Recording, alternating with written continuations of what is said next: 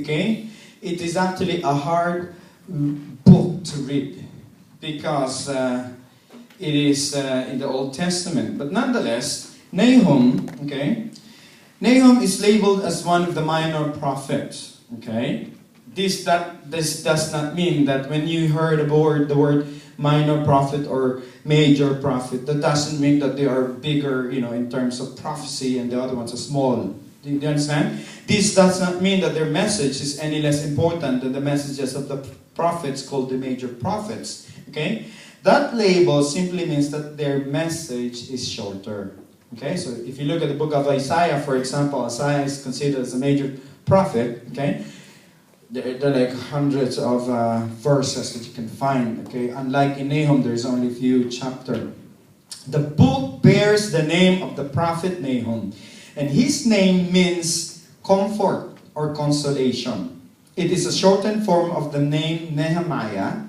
Okay, the city of Capernaum is named after Nahum. The Jews call the city Capernaum or the city of Nahum, and the name Nahum or comfort is a strange name for this book because the book of Nahum is a book of judgment. Do you see that? The Lord will slow to anger and great in power, will blah blah blah, will make sure that the wicked will be punished. He is furious. The Lord will take vengeance. Do you see that? From verses 1 to 6. Okay? And this book actually is a sequel, parang the book of the Lord of the Rings, their sequels, their continuation of events, Okay? The book is a sequel to the book of Jonah. Okay? About 100 years earlier, Jonah was sent to the city of Nineveh. Do you remember that? Okay? It was one of the questions in the family camp, remember? Which was the capital city of the nation of Assyria.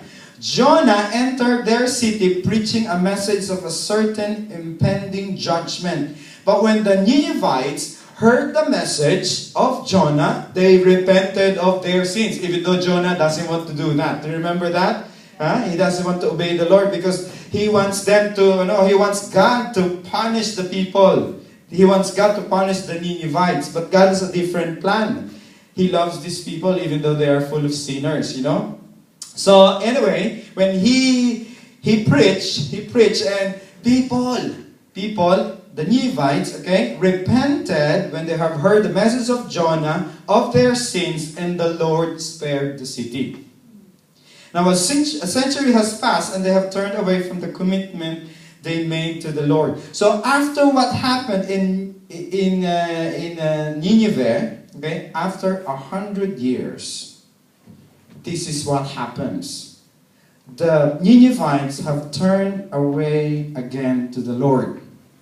They're back from the Lord. So after 100, remember this, you guys, for example, I'm talking to the youth right now, you are the next generation. After 100, maybe how many more years do we have?